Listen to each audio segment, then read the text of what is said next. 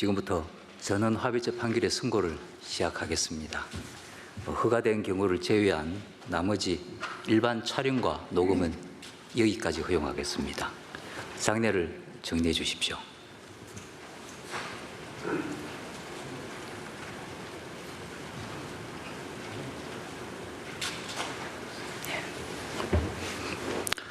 선고를 시작하겠습니다. 오늘 선고할 사건은 3건입니다.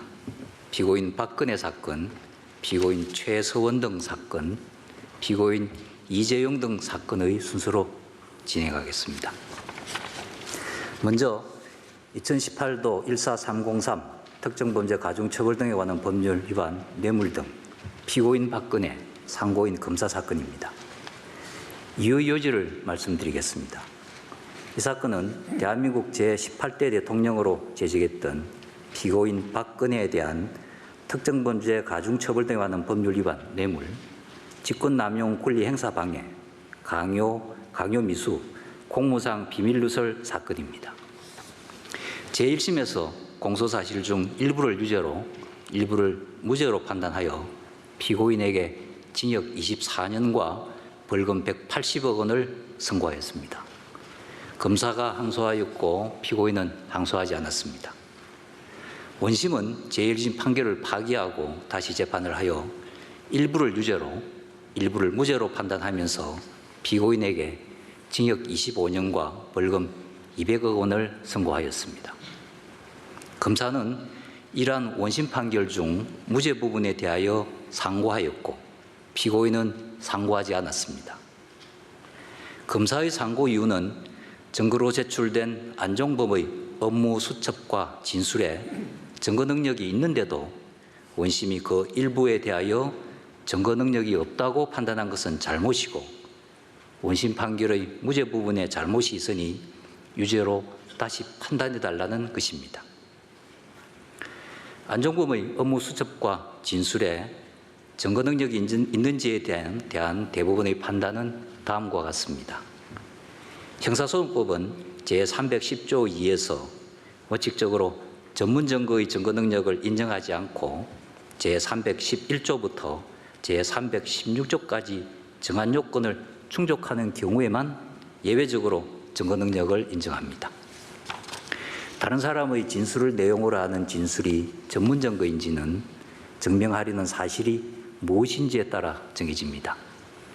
다른 사람의 진술, 즉 원진술의 내용인 사실을 증명하려는 경우에는 전문 증거이지만은 원진술의 존재 자체를 증명하려는 경우에는 본래 증거이지 전문 증거가 아닙니다.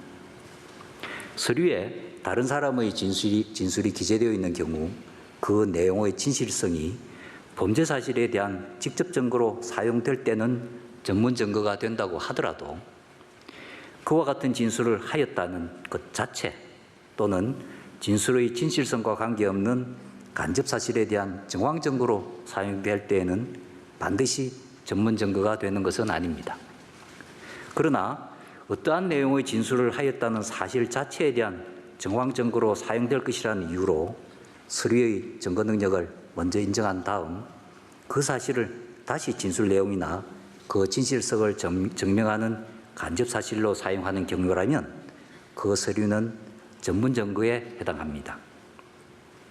서류가 그곳에 기재된 원진술의 내용인 사실을 증명하는 데 사용되는 것이기 때문입니다. 이러한 경우 형사소송법 제311조부터 제316조까지 정한 요건을 충족하지 못한다면 증거 능력이 없습니다.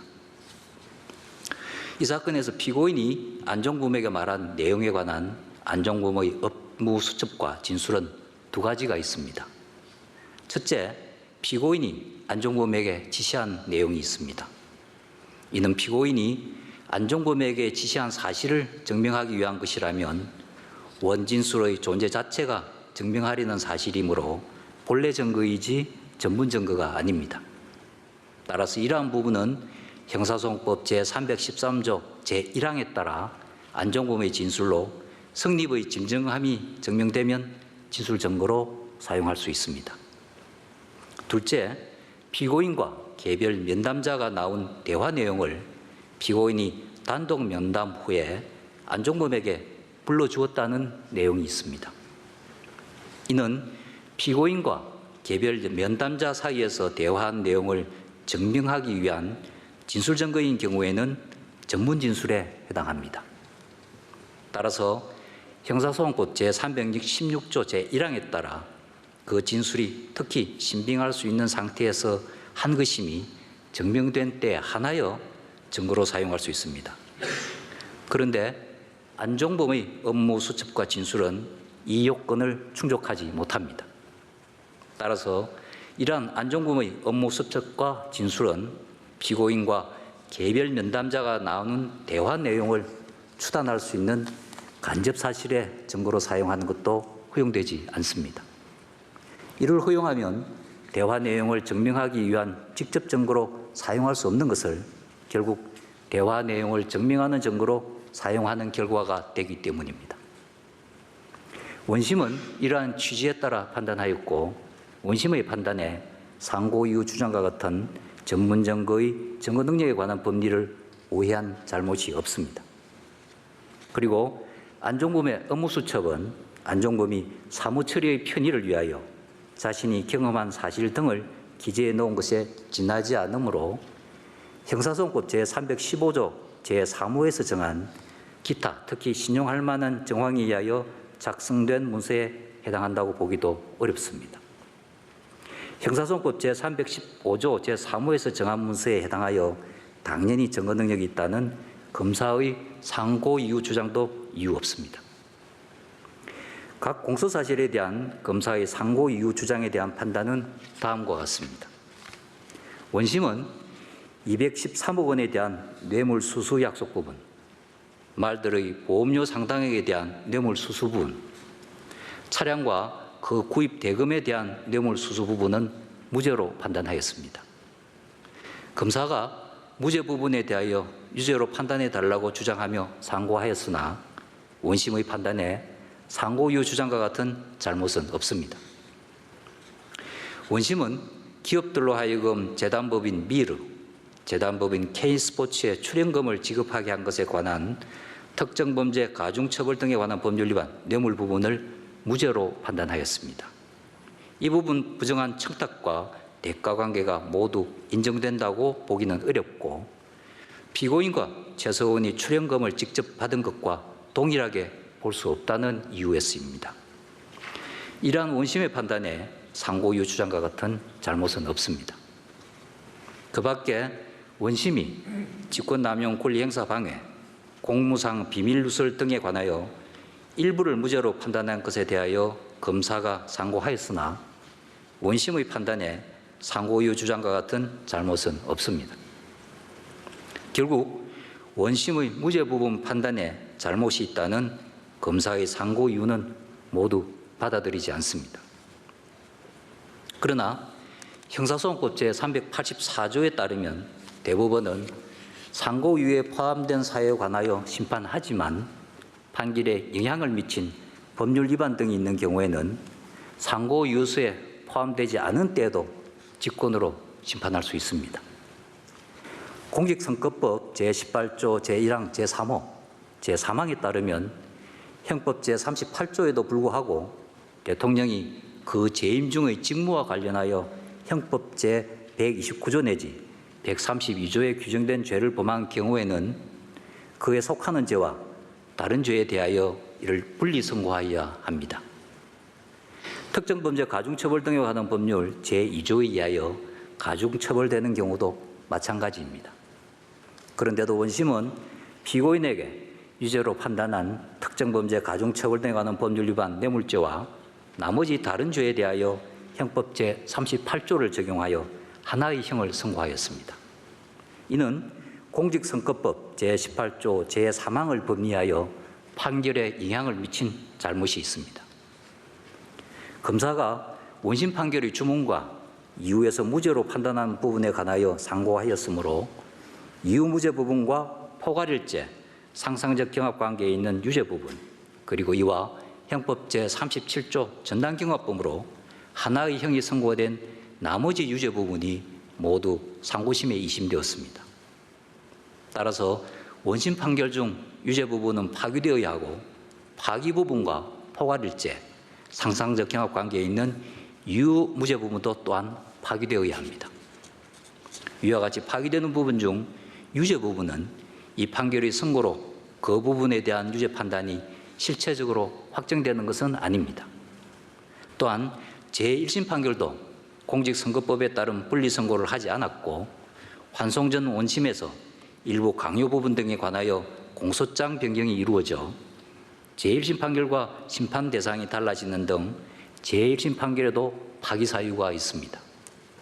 따라서 환송 후 원심으로서는 제1심 판결 중 이유무죄 부분을 포함한 유죄 부분을 파기하고 환송 전 원심에서 심판한 부분 중 대법원이 검사의 상고를 기각하여 확정되는 부분을 제외한 나머지 부분 모두에 대하여 다시 심리 판단해야 한다는 것을 지적해둡니다. 이것으로 이유요지의 설명을 마치고 주문을 낭독하겠습니다. 관여법관의 일치된 의견으로 다음과 같이 판결합니다. 원심 판결 중 이유무죄 부분을 포함하여 유죄 부분을 파기하고 이 부분 사건을 서울고등법원에 환송한다. 나머지 상고를 기각한다. 다음으로 2018도 13792 특정범죄 가중처벌에 관한 법률 위반 뇌물 등 피고인 최서원, 안종범, 상고인 피고인들 특별검사 검사 사건입니다. 이유 요지를 말씀드리겠습니다. 이 사건의 쟁점은 공무원인 박근혜 전 대통령과 비공무원인 피고인 최서원이 뇌물수수죄의 공동정범이 될 수 있는지, 이재용 등이 피고인 최서원에게 제공한 말들이 뇌물인지, 이재용 등이 영재생투에 자금을 지원한 것에 대하여 승계작업에 관한 부정한 청탁이 있었는지, 그리고 기업들에 대하여 어떠한 요구를 한 것이 강요죄의 협박에 해당하는지 여부입니다. 먼저 공무원과 비공무원이 뇌물수수죄의 공동정범이 될 수 있는지 여부와 그 범위에 관한 대법원의 판단은 다음과 같습니다. 형법 제33조에 따르면 신분관계가 없는 사람이 신분관계로 인하여 성립될 범죄에 가공한 경우에는 신분관계가 있는 사람과 공범이 성립합니다.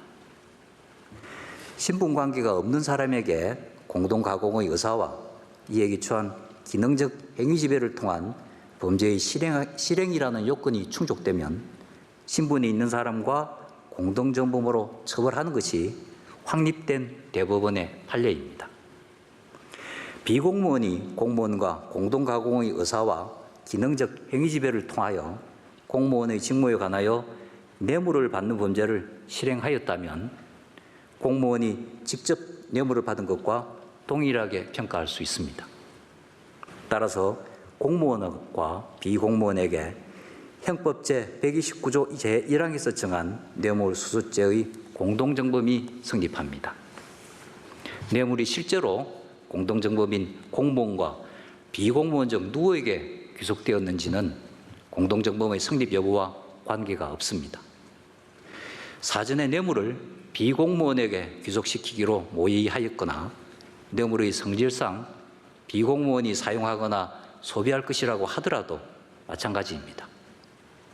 이러한 사정은 뇌물수수죄의 공동정범이 성립한 이후 뇌물의 처리에 관한 것에 불과하기 때문입니다. 원심은 전 대통령이 이재용에게 정유라에 대한 승마 지원을 요구하고 피고인 최서원은 뇌물수수 범행에 기능적 행위 지배를 하였으므로 뇌물이 피고인 최서원에게 모두 귀속되었다고 하더라도 전 대통령과 피고인 최서원 사이에 뇌물수수죄의 공동정범이 성립될 수 있다고 판단하였습니다. 이러한 원심의 판단에 피고인들이 상고 이유로 주장하는 법리 오해 등의 잘못은 없습니다.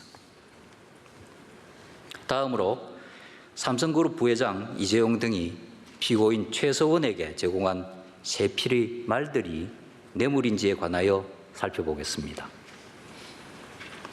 뇌물수수죄에서 말하는 수수란 받는 것, 즉 뇌물을 취득하는 것을 말합니다. 취득이란 뇌물에 대한 사실상의 처분권을 획득한 것을 의미하고 법률상 소유권까지 취득하여야 하는 것은 아닙니다. 뇌물 수수자가 법률상 소유권 취득의 요건을 갖추지는 않았더라도 뇌물로 제공된 물건에 대한 점유율을 취득하고 뇌물 공여자 또는 법률상 소유자로부터 반환을 요구받지 않는다면 그 뇌물에 대한 실질적인 사용 처분 권한을 갖게 되었고 그 물건을 뇌물로 받았다고 보아야 합니다. 이것이 대법원 판례의 취지입니다. 원심은 피고인 최서원과 삼성전자의 박상진 사이에서 2015년 11월 15일경에는 살시도와 향후 구입할 말들에 관하여 실질적인 사용 처분 권한이 피고인 최서원에게 있다는 의사의 합치가 있었다고 보았습니다. 그에 따라 피고인 최서원이 이재용 등으로부터 말들 자체를 뇌물로 받았다고 판단하였습니다. 이러한 원심의 판단에 피고인 최서원의 상고이유 주장과 같이 뇌물수수죄에 관한 법리를 오해하는 등의 잘못은 없습니다. 그 이유는 다음과 같습니다. 이재용, 박상진, 황성수 등이 살시도를 구입하는 과정에서 말 소유권이 삼성전자에 있다는 것을 명확히 하려고 국제승마연맹에서 발급하는 말 패스포트의 마주란에 삼성전자를 기재하였습니다. 그 후 소유권이 삼성전자에 있다는 것을 더 확실히 하려고 피고인 최서원에게 마필 위탁관리계약서를 작성해달라고 요구하였습니다. 이때 피고인 최서원은 윗선에서 삼성이 말을 사주기로 다 결정이 났는데 왜 삼성 명의로 했냐고 말하며 화를 냈습니다. 피고인 최서원이 이러한 태도를 보인 것은 말 소유권을 원했기 때문이라고 볼 수 있습니다. 이러한 내용을 전해들은 박상진은 2015년 11월 15일 기본적으로 원하시는 대로 하겠다, 결정하는 대로 지원하겠다는 것이 우리의 입장이라는 문자 메시지를 보냈습니다. 이미 전 대통령은 2014년 9월 15일 단독 면담과 2015년 7월 25일 단독 면담에서 이재용에게 승마 유망주에게 좋은 말을 사줘라고 말하였습니다. 이러한 요구가 있은 후 박상진은 이재용으로부터 정유라에 대한 승마 지원에 관하여 포괄적 지시를 받아 승마 지원을 하였습니다. 이러한 박상진으로서는 피고인 최서원의 태도를 통하여 피고인 최서원이 말 소유권을 원한다는 것과 피고인 최서원에게 말 소유권을 취득하도록 해야 한다는 것을 알았다고 보아야 합니다. 그러한 상황에서 박상진은 문자 메시지를 통해 피고인 최서원이 원하는 대로 해주겠다는 의사를 전달하였습니다. 따라서 박상진은 피고인 최서원에 대하여 더 이상 말 소유권을 주장하지 않을 것이고 말의 실질적인 사용 처분 권한이 피고인 최서원에게 있다는 것을 인정하였으며 피고인 최서원과 그러한 의사의 합치가 있었다고 볼 수 있습니다. 그 후 마필 위탁 관리계약서는 결국 작성되지 않았습니다. 비타나와 라오싱을 매수할 때는 살시도의 경우와 달리 삼성전자의 내부 기한문에 패스포트와 소유주 부분이 삭제되었고 말을 자산관리대장에 유형자산으로 등재하지도 않았습니다. 피고인이 관여할 수 없는 삼성전자 내부에서 이루어진 이러한 조치는 박상진 등이 말 소유권을 주장할 수 없다는 인식이 있었음을 보여줍니다. 피고인 최서원은 박상진이 반대하는데도 비타나를 다른 말과 교환하였습니다. 이는 피고인 최서원에게 말에 대한 실질적인 처분 권한이 있었다는 것입니다. 언론에서 승마지원 의혹이 제기되자 박상진 등과 피고인 최서원이 두 차례 회의를 하여 범행을 숨기는 방안을 논의하였습니다. 그때도 말들의 소유권은 피고인 최서원에게 기속되는 것을 전제로 합의가 이루어졌습니다. 요컨대 2015년 11월 15일 이후에는 피고인 최서원이 삼성전자의 말들을 반환할 필요가 없었고 피고인 최서원이 말들을 임의로 처분하거나 그의 잘못으로 말들이 죽거나 다치더라도 삼성전자에 손해를 물어줄 필요가 없었습니다. 이러한 경우에 이재용 등이 피고인 최서원에게 제공한 뇌물은 말들이라고 보아야 합니다. 이와 다르게 뇌물로 제공한 것이 말들에 관한 액수 미상의 사용이익에 불과하다고 보는 것은 논리와 경험의 법칙에 반하고 일반 상식에도 어긋납니다. 이재용 등이 영재센터에 자금을 지원한 것과 관련하여 승계작업에 관한 부정한 청탁이 있었는지 여부에 관하여 살펴보겠습니다. 형법 제130조 제3자 뇌물수수죄는 공무원이 직무에 관하여 부정한 청탁을 받고 제3자에게 뇌물을 공유하게 하는 행위를 처벌합니다. 부정한 청탁의 내용은 구체적으로 특정할 필요가 없고 공무원의 직무와 제3자에게 제공되는 이익 사이의 대가관계를 인정할 수 있을 정도로 특정되면 충분합니다. 이미 발생한 현안뿐만 아니라 장래 발생될 것으로 예상되는 현안도 그 정도로 특정되면 부정한 청탁의 내용이 될 수 있습니다. 부정한 청탁은 명시적인 의사표시가 없더라도 청탁의 대상이 되는 직무집행의 내용과 제3자에게 제공되는 금품이 직무집행에 대한 대가라는 점에 대하여 당사자 사이에 공통의 인식이나 양해가 있으면 묵시적 의사표시로도 가능합니다. 제3자 뇌물수수죄에서 직무와 관련된 뇌물에 해당하는지 또는 부정한 청탁이 있었는지를 판단할 때에는 직무와 청탁의 내용, 공무원과 이익 제공자의 관계, 이익의 다과, 수수 경위와 시기 등의 여러 사정과 아울러 직무집행의 공정, 이에 대한 사회의 신뢰와 직무수행의 불가매수성이라고 하는 뇌물죄의 보호법익에 비추어 이익의 수수로 말미암아 사회 일반으로부터 직무집행의 공정성을 의심받게 되는지 등이 기준이 됩니다. 이러한 내용은 제3자 뇌물수수죄에 관한 확립된 대법원 판례이기도 합니다. 원심은 승계작업에 관한 이재용의 묵시적 청탁과 영재센터 지원금 사이에 대가관계가 있다고 보아 피고인 최서원에 대하여 특정범죄 가중처벌 등에 관한 법률 위반 뇌물죄를 유죄로 판단하였습니다. 원심이 인정한 사실관계에 따르면 최소비용으로 삼성그룹 주요 계열사들인 삼성전자, 삼성생명에 대한 이재용의 지배권 강화라는 뚜렷한 목적을 갖고 미래전략실을 중심으로 삼성그룹 차원에서 조직적으로 승계작업을 진행하였음을 알 수 있습니다. 이러한 승계작업에 관하여 전 대통령의 직무권한으로 영향을 미칠 수 있으므로 승계작업은 그에 관한 전 대통령의 직무행위와 제공되는 이익 사이에 대가관계를 인정할 수 있을 정도로 특정되었고 부정한 청탁의 내용이 될 수 있습니다. 승계작업 자체로 대가관계를 인정할 수 있으므로 승계작업의 성격으로서 이루어지는 구체적인 각각의 현안과 대가관계를 특정하여 증명할 필요는 없고 그러한 현안이 발생하고 있어야만 하는 것도 아닙니다.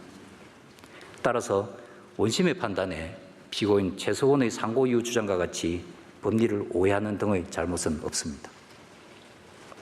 끝으로 강요죄의 협박에 관하여 살펴보겠습니다. 강요죄는 폭행 또는 협박으로 사람의 권리 행사를 방해하거나 의무 없는 일을 하게 하는 범죄입니다.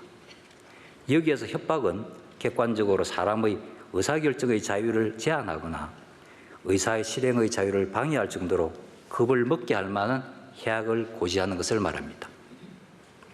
협박이 인정되기 위해서는 발생 가능한 것으로 생각할 수 있을 정도의 구체적인 해악의 고지가 있어야 합니다. 명시적이지 않더라도 말이나 행동으로 상대방에게 어떠한 해악을 끼칠 것이라는 인식을 갖게 하면 됩니다. 직업, 지위덕에 기초한 위세를 이용하여 불법적으로 재물의 교부나 재산상 이익을 요구하고 상대방이 불응하면 부당한 불이익을 입을 위험이 있다는 위구심을 일으키게 하는 경우에도 해악의 고지가 될 수 있습니다. 그런데 행위자가 직업이나 지위에 기초하여 상대방에게 어떠한 요구를 하였다고 해서 곧바로 해악의 고지라고 단정할 수는 없습니다.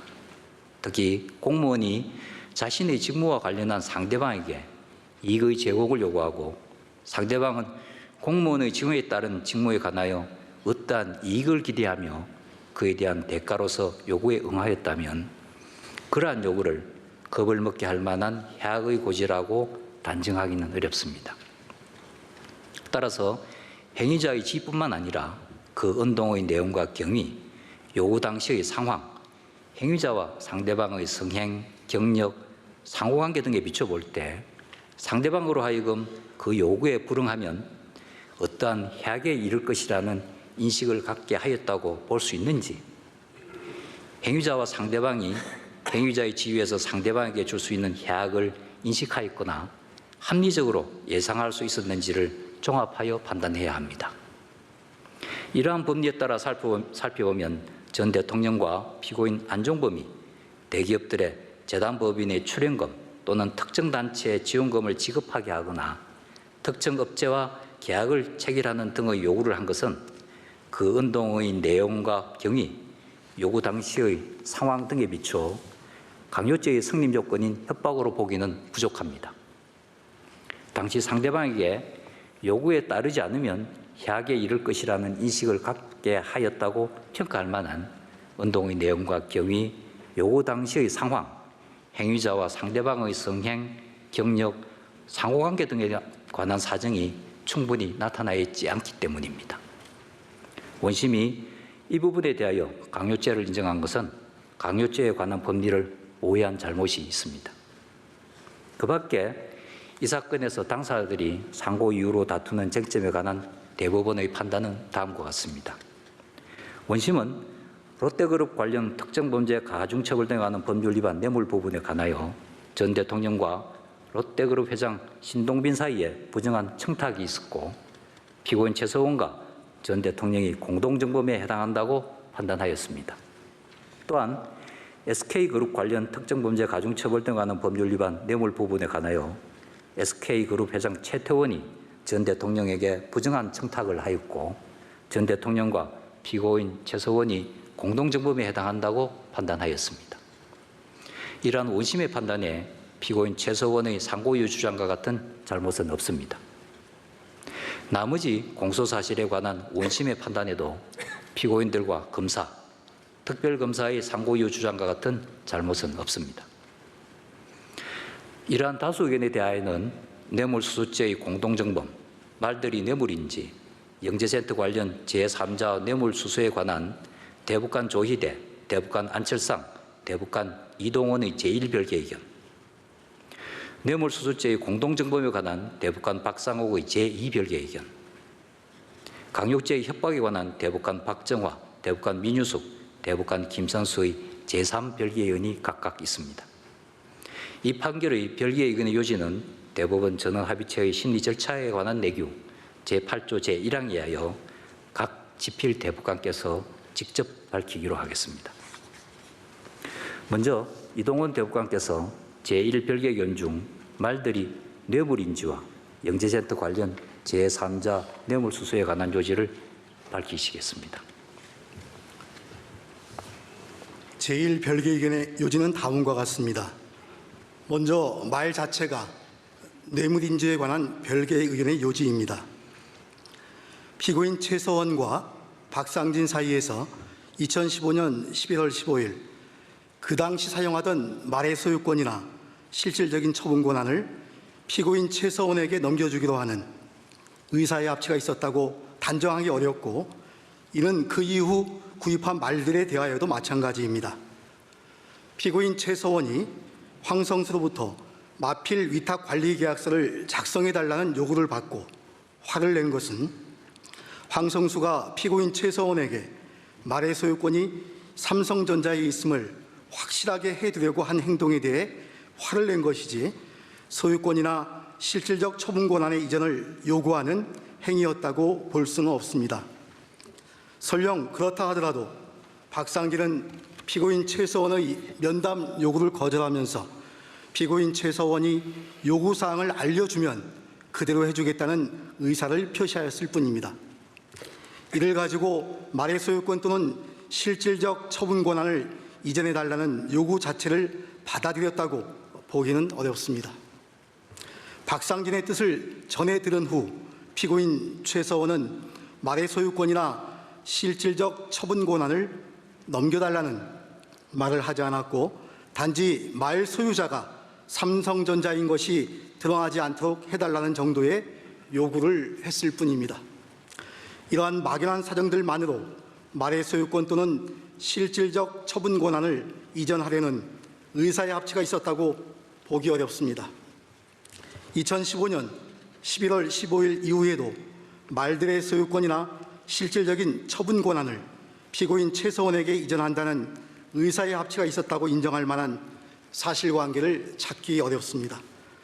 또한 박상진 등은 삼성전자의 자금으로 차량 3대를 매수해서 피고인 최서원의 코어스포츠에서 사용하도록 했는데 그 후 얼마 안 되어 그중 2대를 코어스포츠에 매도하고 차량 대금을 송금받았습니다. 고가의 말들을 뇌물로 제공하면서도 소액의 차량에 대해서는 대금을 받고 매도하였다고 하는 것은 쉽게 납득하기 어렵습니다. 2016년 9월 23일 언론에서 삼성의 정유라에 대한 승마 지원을 보도하였고 그 후 피고인 최서원과 박상진 등은 2차례 회의를 하면서 승마 지원 사실을 숨기는 방안을 논의하였습니다. 이때 말들의 소유권을 2018년 이후에 이전하기로 추진한다고 협의하였습니다. 이러한 내용은 그때까지 말들의 소유권이나 실질적인 처분 권한이 피고인 최서원에게 이전되지 않았다는 것을 보여줍니다. 피고인 최서원이 전 대통령의 권력을 배경으로 승마 지원을 받는 것이어서 박상진 등은 피고인 최서원의 요구에 따를 수밖에 없는 그러한 관계였다 하더라도 말들의 소유권이나 실질적인 처분 권한을 이전한다는 의사의 합치가 있었다고 보기에는 증거가 부족합니다. 이러한 증명이 부족하다면 말 자체를 뇌물로 인정할 수는 없고 피고인 최서원이 이재용 등으로부터 말들의 무상 사용 이익 상당을 뇌물로 받았다고 보는 것이 자연스럽습니다. 다음으로 영재센터 관련 제3자 뇌물 수수에 관한 별개 의견의 요지입니다. 승계 작업은 전 대통령과 이재용 사이에 부정한 청탁의 대상이 되는 것이므로 그 존재 여부가 합리적 의심이 들지 않을 정도로 인정되어야 합니다. 그러나 특별검사가 사실심 법원에 제출한 모든 증거들을 종합해 보더라도 공소사실에서 말하는 승계 작업이 있었다고 인정하기 어렵습니다. 특별검사가 주장하는 현안들 중 일부는 그것이 성공할 경우 이재용의 삼성전자 또는 삼성생명에 대한 지배력 확보에 직간접적으로 유리한 영향을 미치는 효과가 있었다고 볼 수 있는 것도 있습니다. 그러나 사후적 결과적으로 그러한 효과가 일부 확인된다고 하여 구조조정을 통한 사업의 합리화 등과 같은 여러 효과들 중의 하나일 뿐인 사정만으로는 승계 작업을 인정하기에 부족합니다. 그리고 묵시적인 의사표시에 의한 부정한 청탁이 있다고 하려면 당사자 사이에 청탁의 대상이 되는 직무집행의 내용과 제3자에게 제공되는 금품이 그 직무집행에 대한 대가라는 점에 대하여 공통의 인식이나 양해가 있어야 합니다. 이 사건에서 승계 작업을 인정하기 어려울 뿐만 아니라 이재용과 전 대통령 사이에서 승계 작업에 관한 전 대통령의 직무집행의 내용과 영재센터 지원금이 그 직무집행의 대가라는 점에 대한 공통의 인식이나 양해가 있었다는 것이 합리적 의심을 배제할 정도로 증명되었다고 보기 어렵습니다. 그러한 인식이나 양해 없이 막연히 선차여 줄 것이라는 기대에 의하거나 직무집행과는 무관한 다른 동기에 의하여 제3자에게 뇌물을 공여한 경우에는 묵시적인 의사표시에 의한 부정한 청탁이 있었다고 인정할 수 없습니다. 범죄 사실은 검사가 증명하여야 하고 그와 같은 증거가 없으면 무죄로 판단하여야 합니다. 따라서 부정한 청탁이 있었다고 인정하는 원심의 판단에는 논리와 경험의 법칙을 위반하여 자유심증주의 한계를 벗어나 중대한 사실을 오인하였거나 제3자 뇌물수수죄에서 부정한 청탁에 관한 법리를 오해하여 판결에 영향을 미친 잘못이 있습니다. 다음으로 박상욱 대법관께서 제2별개의견의 요지를 밝히시겠습니다. 뇌물수수죄의 공동정봉에 관한 별개의 의견의 요지를 말씀드리겠습니다. 형법은 제129조 제1항 뇌물수수죄와 별도로 제130조에서 제3자 뇌물수수죄를 규정하고 있습니다. 뇌물수수죄와 제3자 뇌물수수죄를 비교해보면 공무원이 직접 뇌물을 받지 않고 증례자로 하여금 제3자에게 뇌물을 공유하도록 한 경우에는 부정한 청탁을 받고 그와 같은 행위를 하였을 때에 한하여 뇌물수수죄와 같은 형으로 처벌하고, 만일 부정한 청탁을 받지 않았다면 처벌하지 않는다는 취지입니다. 뇌물수수죄의 공동정범에서 말하는 공동가공의사의 내용인 특정한 범죄 행위는 공무원이 전적으로 또는 비공무원과 함께 뇌물을 수수하기로 하는 범죄 행위를 말한다고 보아야 합니다. 그런데 공범자 상호 간의 의사나 뇌물의 성질에 비추어 비공무원이 뇌물을 사용하거나 소비할 것이 예정되어 있고 실제로 비공무원이 뇌물을 모두 수수하였다면 공무원은 뇌물을 수수하지 않은 것입니다. 따라서 이러한 경우에는 제3자 뇌물수수죄가 성립할 수 있을 뿐이고 형법 제129조 제1항의 뇌물수수죄의 공동정범은 성립할 수 없습니다. 이 사건에서 전 대통령과 피고인 최서원의 공모 내용은 물론 피고인 최서원이 이재용 등으로부터 실제로 수수한 이익은 모두 정유라에 대한 승마 지원입니다. 이러한 뇌물은 그 성질상 전 대통령이 필요로 하거나 누릴 수 있는 이익이 전혀 아닙니다. 따라서 전 대통령과 피고인 최서원의 인식이나 의사는 전 대통령이 제3자인 피고인 최서원 또는 정유라로 하여금 뇌물을 수수하게 하는 것입니다. 즉 형법 제129조 뇌물수수죄가 아닌 형법 제130조 제3자 뇌물수수죄의 고의가 있다고 보는 것이 자연스럽습니다. 범죄 또는 공동정범의 성립 범위는 행위자의 고의와 공모, 실행행위 내용에 따라 결정되어야 합니다. 피고인 최서원과 전 대통령 사이에는 제3자 뇌물수수죄가 성립할 수 있을 뿐입니다. 그럼에도 뇌물수수죄의 공동정범이 성립한다고 보는 다수 의견에는 찬성할 수 없습니다. 이번에는 끝으로 민유숙 대법관께서 제3별개 의견의 요지를 말씀하시겠습니다. 일부 강요죄의 성립 여부에 관한 제3별개 의견의 요지입니다. 다수 의견이 강요죄의 협박이 아니라고 판단하는 부분 중 1. 현대자동차그룹에 대하여 KD코퍼레이션과 납품 계약을 체결하고 플레이그라운드에 광고를 발주하라고 요구한 것. 2. 포스코그룹에 대하여 스포츠단을 창단하고 WK와 용역 계약을 체결하라고 요구한 것. 3.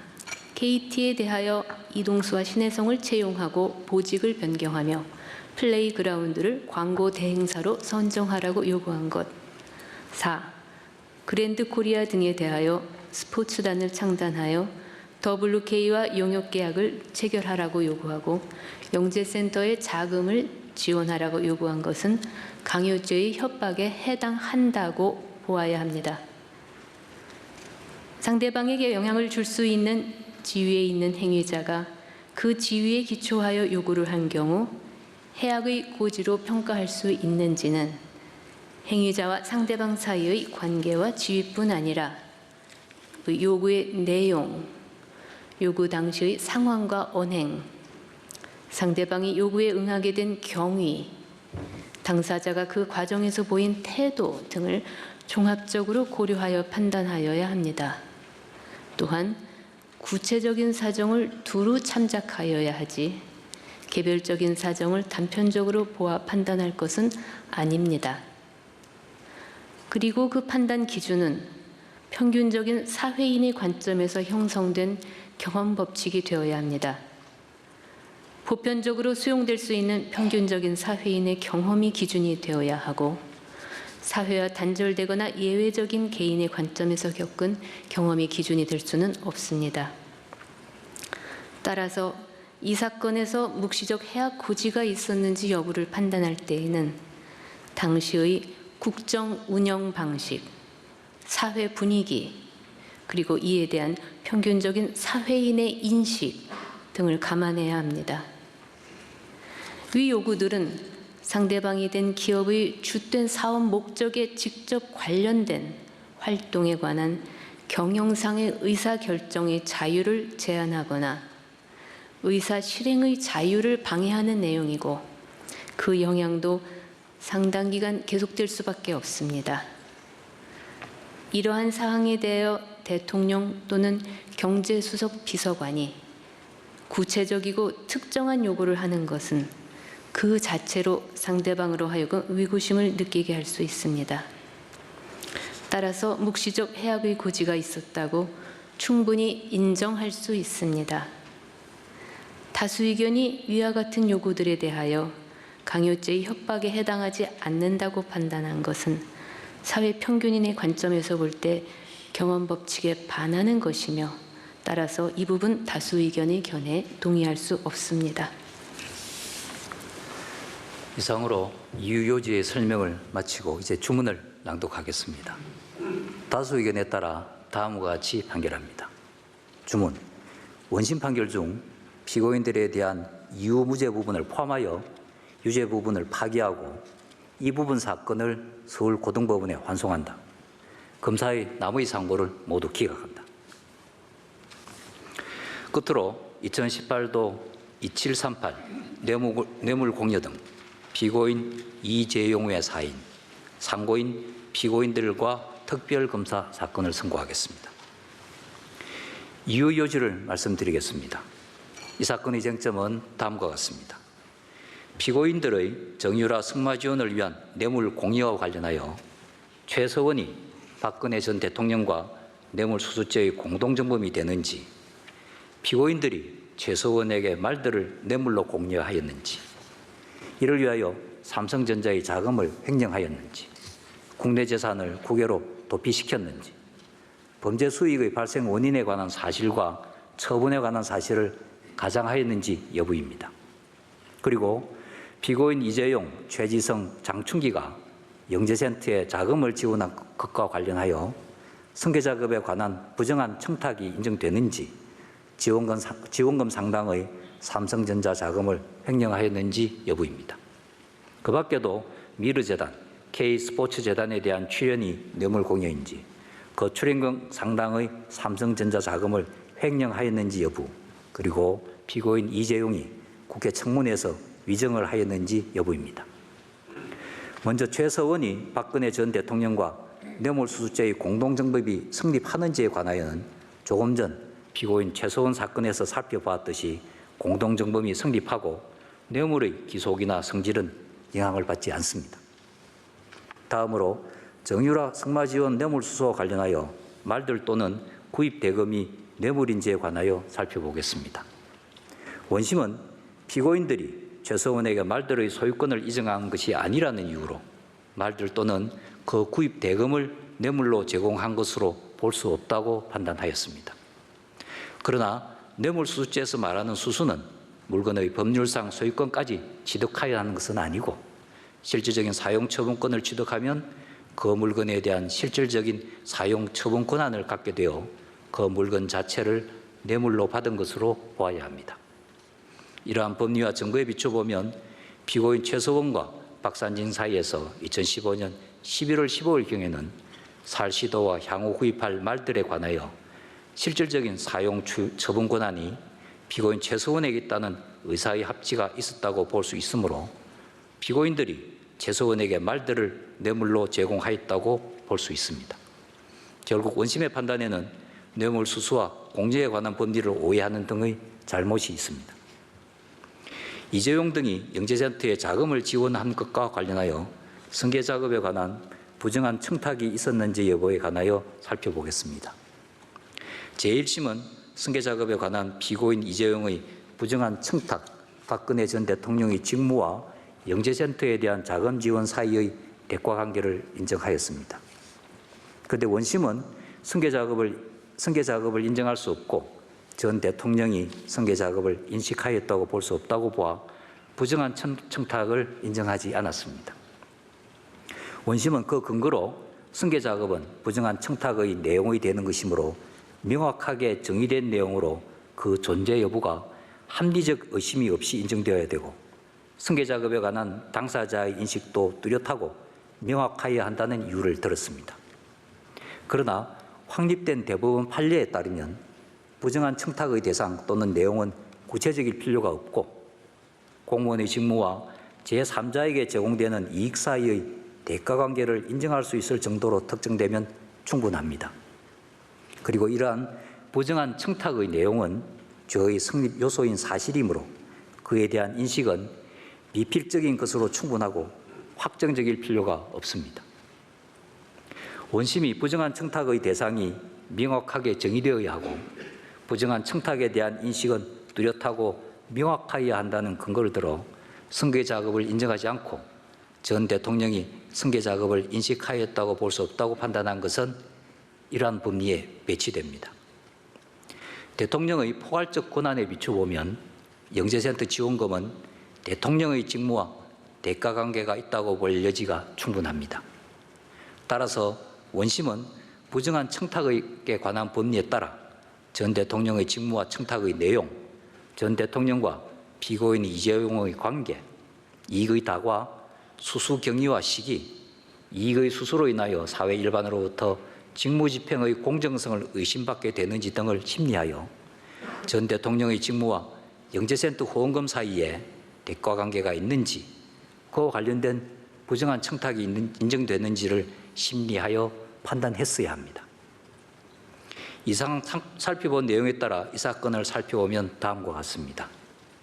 피고인들이 최서원에게 제공한 말들이 뇌물이 아니라고 본 원심의 판단에는 뇌물과 수수, 뇌물공여죄 등에 관한 법리를 오해하고 자유심정주의 한계를 벗어나 판결에 영향을 미친 잘못이 있습니다. 피고인 이재용, 최지성, 장춘기에 대하여 영재센터 관련 제3자 뇌물수수의 부정한 청탁을 인정하지 않은 원심의 판단에는 부정한 청탁에 관한 법리를 오해하고 필요한 심리를 다하지 않아 판결에 영향을 미친 잘못이 있습니다. 원심이 말들은 뇌물이 아니고 영재센터 지원금에 관한 부정한 청탁이 인정되지 않는다는 전제에서 무죄로 판단한 일부 특정경제범죄가중처벌 등에 관한 법률 위반 횡령 부분과 범죄수익 은닉의 규제 및 처벌 등에 관한 법률 위반 부분에도 같은 잘못이 있습니다.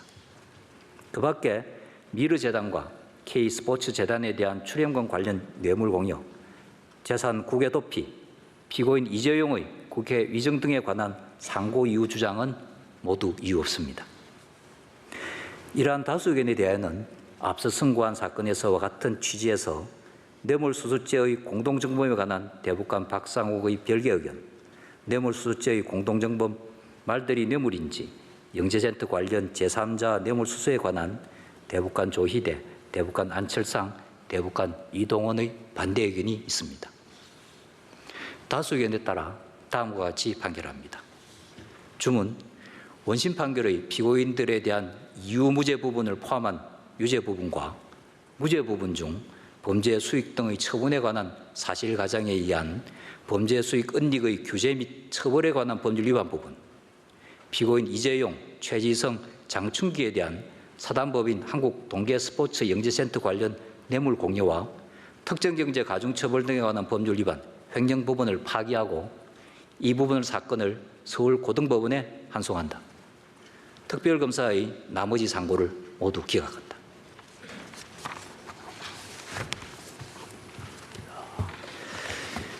이상으로 오늘의 전원 합의체 판결 선고를 모두 마치겠습니다. 다들 수고하셨습니다. 감사합니다.